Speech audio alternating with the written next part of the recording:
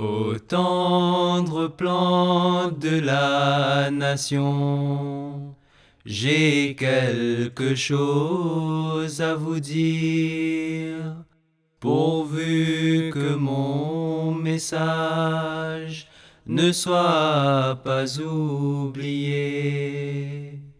Chers téléspectateurs de la MTA, Assalamu alaikum wa rahmatullahi wa barakatuhu. Bienvenue dans un nouvel épisode de votre émission L'Islam pour les jeunes, émission comme vous le savez consacrée à l'étude des enseignements de l'islam d'une manière simple et basique afin d'avoir une meilleure compréhension justement de ces enseignements pour nous les jeunes.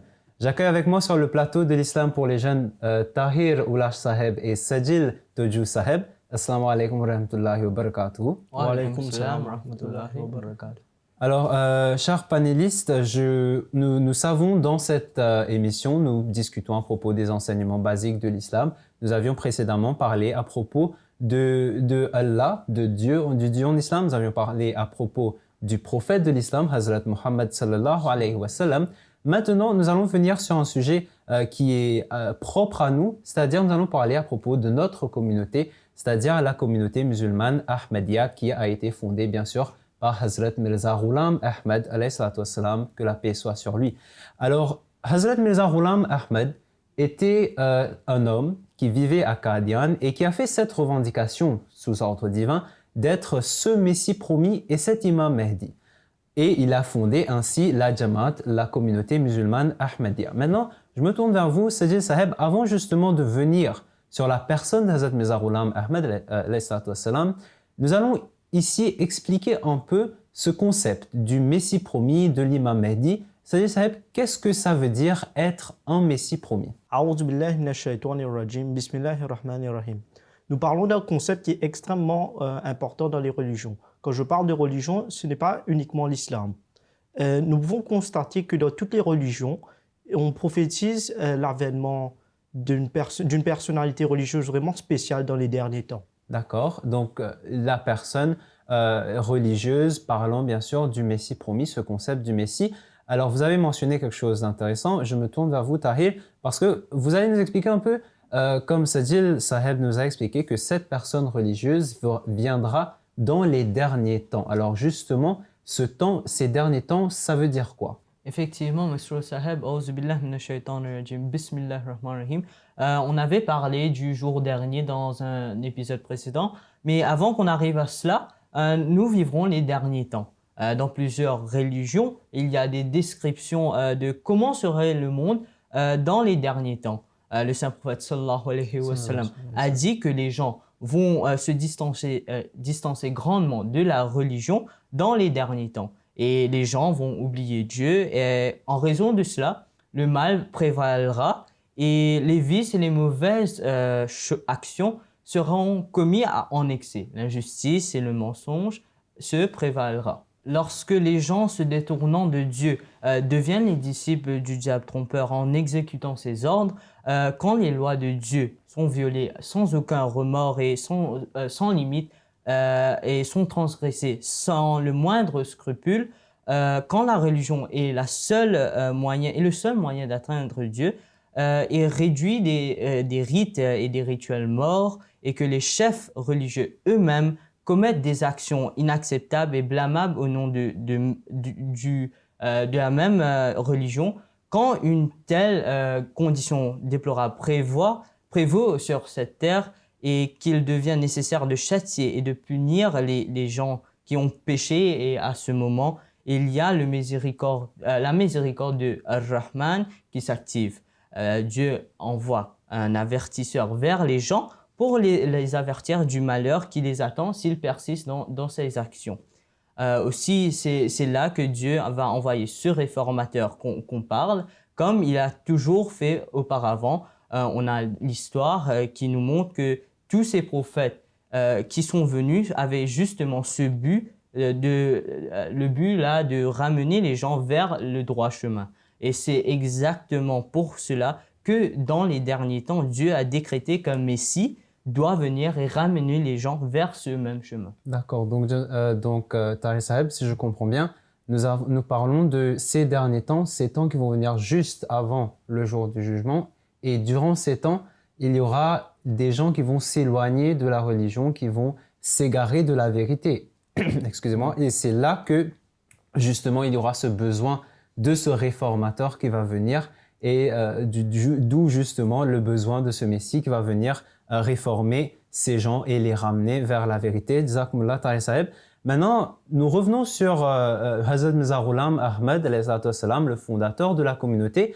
Il a fait, comme j'ai dit, cette revendication d'être le Messie promis, cet imam Mahdi. Et Sajid Saheb, j'avais dit que, excusez-moi, vous aviez dit que la venue de ce Messie a été prophétisée dans plusieurs religions. Ce n'est pas quelque chose qui est propre à l'islam. Je sais que nous parlons de l'islam ici, mais le concept du Messie promis n'est pas un concept qui est unique à l'islam. Il y a ce concept dans d'autres religions du monde. Vous avez des exemples, comme vous avez dit? Effectivement, Monsieur Saheb, les hindous, eux, attendent l'avènement de l'avatar Nehakalan qui a été prédit dans leurs écritures. Les chrétiens, eux, attendent l'apparition du Christ et le prophète Bouddha a aussi prédit son retour. Et le gourou Baba Nanak, excusez-moi, a prédit l'avènement d'un grand réformateur. Tandis que les musulmans, eux, attendent l'apparition du Messie et aussi du Mahdi. D'accord, jazakumullah. Donc, alors, on voit que plusieurs religions, je vois qu'il y a ces grandes religions du monde, l'hindouisme, la chrétienté, excusez-moi, dans le bouddhisme aussi, il y a ce concept de Messie promis. Je reviens vers vous, Tahir Saheb, après avoir compris que ce concept de Messie se retrouve dans plusieurs religions, comme Sajid Saheb a mentionné. Vous avez parlé de ces derniers temps qui se passent juste avant le jour dernier, justement sur le moment où ces derniers temps se passeront. Comment est-ce qu'on sait quand est-ce qu'il y aura ces derniers temps et comment savoir est-ce que nous allons vivre ces derniers temps, quand nous allons réussir à arriver à ces derniers temps? Effectivement, Monsieur Saheb, il faut savoir que c'est maintenant, nous vivons dans les derniers temps. Et comment est-ce qu'on sait cela? Dans ces mentions qui ont été faites dans plusieurs religions, il y a des descriptions de ces derniers temps. Et on remarque que ces descriptions correspondent exactement au temps dans lequel nous vivons aujourd'hui. Par exemple, dans l'hindouisme, il y a des descriptions faites dans le Bhagavad Gita. Il y aura un déclin progressif de la foi, de la civilisation et de la culture, la piété et la pureté, l'âge et la force. Les riches seront regardés avec honneur et respect, et les pauvres seront considérés comme impurs et intouchables.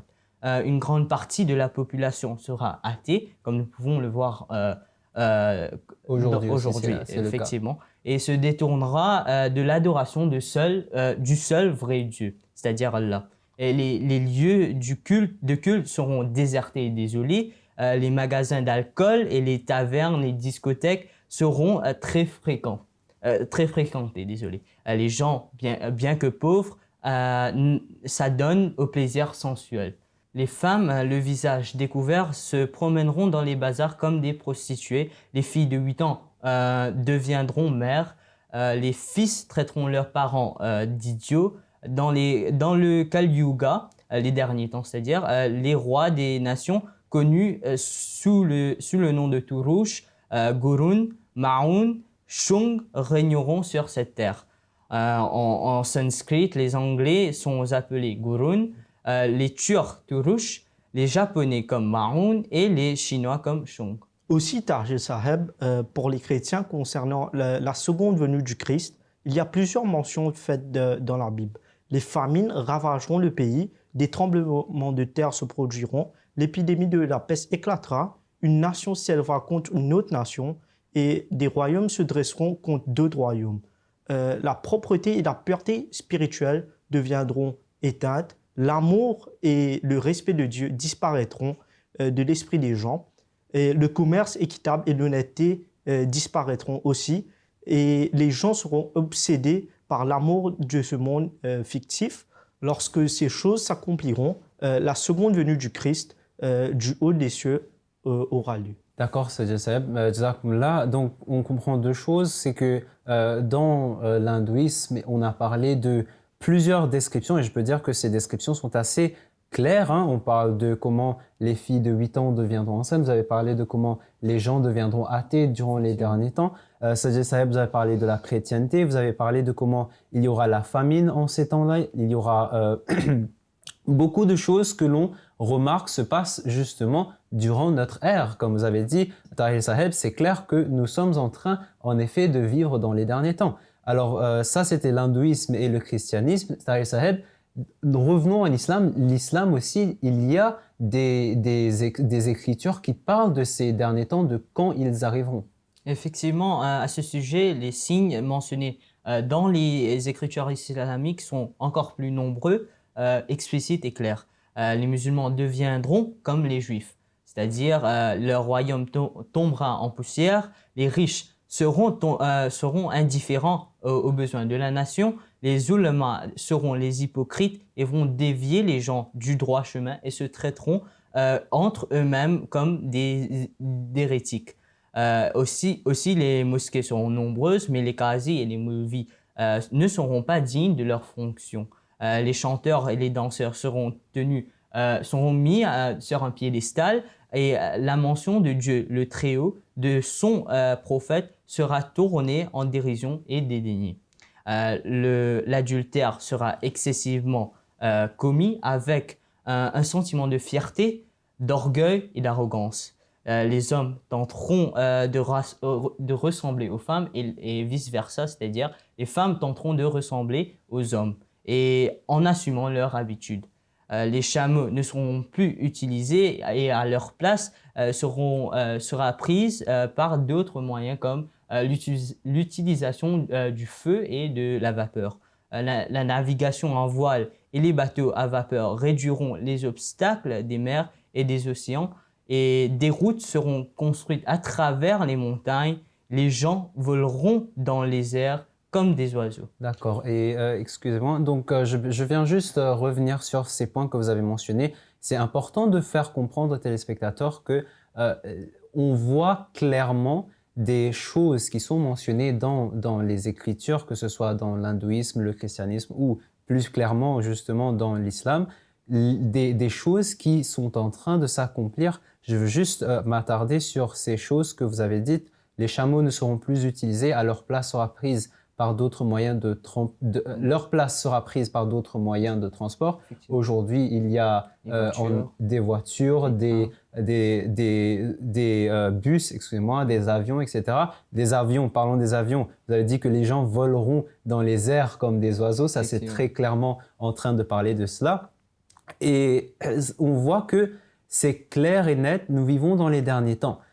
Après cela, on a des descriptions de l'état du monde dans les derniers temps. Mais Sajid Saheb, il y a aussi au début, quand vous avez parlé de l'hindouisme, aussi pour l'islam, au début on a parlé de l'état des gens aussi. Les gens vont se distancer de la religion.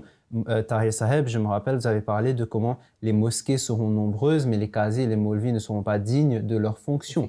Cela démontre que les gens vont s'éloigner de la religion. Ce sera ça l'état des gens dans les derniers temps et c'est un signe que nous vivons dans les derniers temps. En effet, Masrou Saheb, le saint prophète Mohammed sallallahu alayhi wa sallam a aussi décrit l'état des personnes dans les derniers temps. Le saint prophète Mohammed sallallahu alayhi wa sallam a prophétisé que dans les derniers temps, le monde en général souffrira d'un déclin spirituel qui est vraiment conséquent, mais surtout les musulmans. Décrivant cet état désastreux, le saint prophète Mohammed sallallahu alayhi wa sallam dit un temps viendra où il ne restera rien de l'islam, si c'est son nom, et rien du Coran. Si ce n'est son écriture, leurs mosquées seront pleines d'adorateurs, mais seront dépourvues de droiture. Leurs oulémas, leurs savants religieux, leurs imams, seront les pires des créatures sous la voûte céleste. Les mauvais complots écloront d'eux, et c'est vers eux qu'ils retourneront. Quand on entend parler de tous ces signes, on voit qu'ils se sont accomplis dans l'époque actuelle. Il y a plusieurs penseurs chrétiens qui affirment que l'époque actuelle est celle de la seconde venue du Christ. En 1900, une mission américaine a publié un livre intitulé « Le retour de notre Seigneur », qui proclame que nous vivons actuellement dans le temps du Christ et que le Seigneur viendra discrètement comme un voleur dans la nuit. Ce qui veut dire que Nasri Bhagat, il apparaîtra inopinément d'un endroit insignifiant et les gens ne pourront pas le reconnaître. En bref, le temps de la seconde venue du Christ, selon les spécialistes chrétiens, commence après la fin de la guerre. Selon les érudits chrétiens, commence après l'année 1872 et l'année 1900, qu'ils fixent comme la période la plus propice à la réalisation de ce grand événement. D'accord, donc là on a un temps, c'est-à-dire entre 1872 et 1900, on a une certaine une référence de ces derniers temps. Quand est-ce que ces derniers temps arriveront? Alors, on comprend quelques points ici, c'est que d'abord, la venue du Messie promis a été prophétisée dans les plus grandes religions du monde, nous avons compris cela. Ensuite, il va venir dans ces derniers temps, cette époque où, c'est très important, l'état des musulmans, pas que des musulmans, l'état des gens et des musulmans en particulier va se décliner en termes de spiritualité. Les gens vont s'égarer de la vérité et voilà, il faut les ramener vers la vérité, les ramener vers la religion. Après cela, il y a une chose aussi très importante. On parle de la venue du Messie promis. Il faut savoir que en islam, lorsqu'on parle de ce Messie promis, Hazrat Muhammad sallallahu alayhi wa sallam a parlé de la venue du Messie promis, on en a discuté. Il a parlé de la venue de Jésus, fils de Marie, c'est-à-dire Isa ibn Maryam, parce que justement Jésus était le Messie de Moïse. Donc il a fait cette comparaison, il a appelé le Messie promis Isa ibn Maryam. Tahir Saheb, il y a dans l'islam cette confusion qui se crée que le Messie promis, c'est ce Jésus, fils de Marie, Jésus de Nazareth. Et il y a, je pense, vous devez nous expliquer un peu comment est-ce que cela se fait que nous avons Hazrat Mirza Ghulam Ahmad qui a fait cette revendication d'être le Messie promis, mais Hazrat Muhammad sallallahu alayhi wa sallam a parlé de la venue de Jésus. Comment est-ce qu'on comprend cela? Comment est-ce qu'on différencie les deux? En effet, M. Saheb, le plus grand obstacle pour les musulmans non ahmadis dans l'acceptation de Mirza Ghulam Ahmad alayhi salam, le fondateur du mouvement Ahmadiyyat, de l'islam Ahmadiyyat, comme le Messie et le Mahdi promis et leurs croyances concernant Hazrat Isa alayhi salam. Il y a cette croyance que, comme nous savons dans l'histoire, quand les Juifs ont décidé de s'emparer de Jésus et de le crucifier, Dieu a élevé Hazrat Isa alayhi salam au ciel et a saisi l'un de ses ennemis, lui a donné la même apparence que Hazrat Isa alayhi salam, et c'est cet ennemi de Jésus alayhi salam qui a été mis sur la croix lui-même. Ils croient également qu'il est toujours au ciel depuis son ascension sans avoir subi aucun changement, et que ce même Hazrat Isa alayhi salam descendra pour réformer les musulmans et faire dominer l'islam sur toutes les autres religions. Ce concept de non-ahmadi est entièrement contraire au Saint-Coran, aux préceptes du Saint-Coran, aux traditions du Saint-Prophète sallallahu alayhi wa sallam et au consensus des premiers savants de l'islam.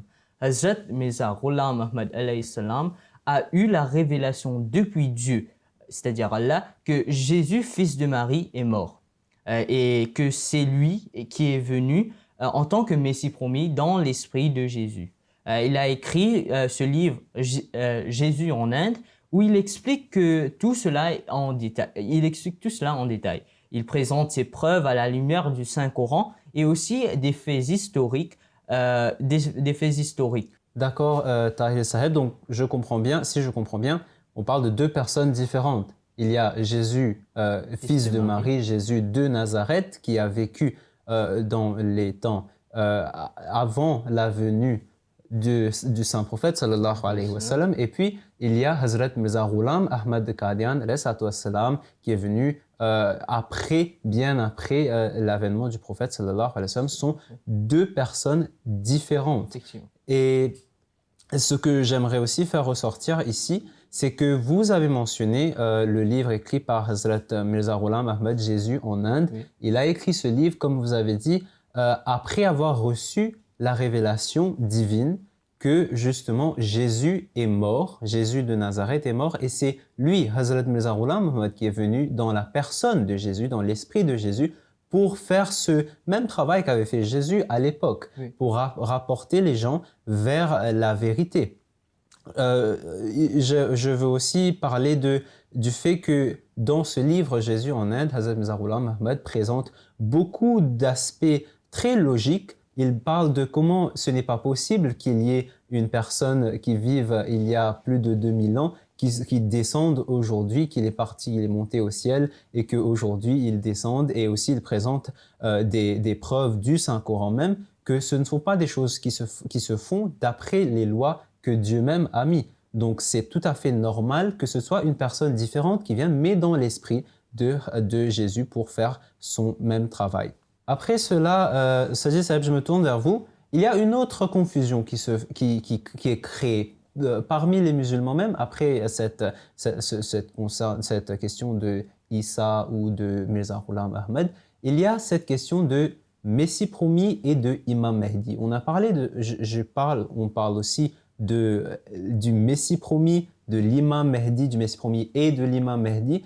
Sajid Saheb, c'est quoi la différence? Est-ce qu'il y a une différence entre ces deux termes? Effectivement, Monsieur Saheb, en effet, le saint prophète Mohammed sallallahu alayhi wa sallam parle de la réforme des derniers temps. Il parle de la venue du Messie promis et de l'Imam Mahdi.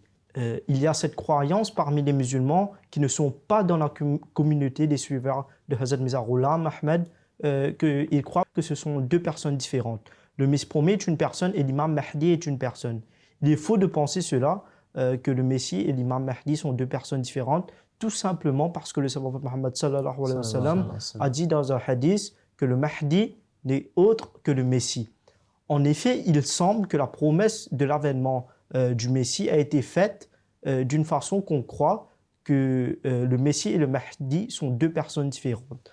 Cette suggestion est corrigée dans la tradition, nous dit que le Messie promis commencera sa carrière comme un réformateur pour les musulmans qui sera investi de la fonction du Messie.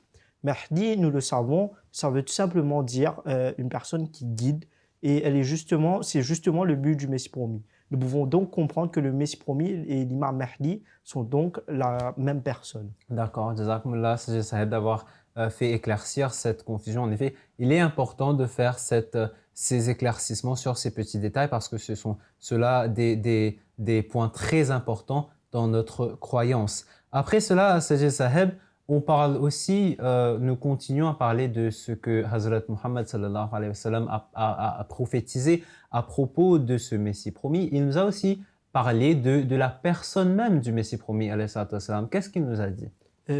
En effet, Monsieur Saheb, selon une tradition, le saint prophète Muhammad sallallahu alayhi wa sallam était assis parmi ses compagnons et deux versets de la Surah Al-Jumu'ah furent révélés à lui. La traduction est comme suite.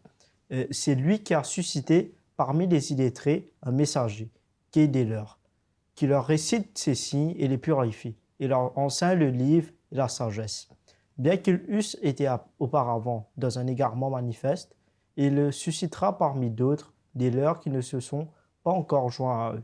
Il est le puissant, le sage. Un des compagnons du saint prophète Mohammed sallallahu alayhi wa sallam a demandé au saint prophète à qui se rapporte ce verset. Le saint prophète de l'islam a répondu en posant sa main sur un de ses compagnons, Salman al-Farsi, un homme perse.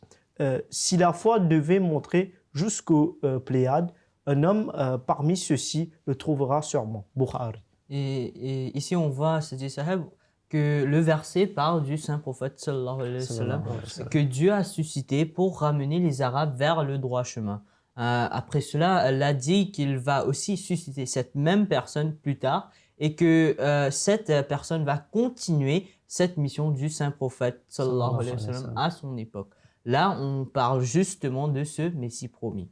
Puis on voit que le saint prophète sallallahu alayhi wa sallam, après avoir été demandé de qui on parlait, a posé sa main sur l'épaule de Salman le Perse et il dit que ce sera un descendant de lui, un Perse, qui va être ce Messie. C'est-à-dire, et Hazrat Mirza Ghulam Ahmad alayhi salam était un Perse. En effet, Hazrat Mirza Ghulam Ahmad alayhi salam était de descendance persane.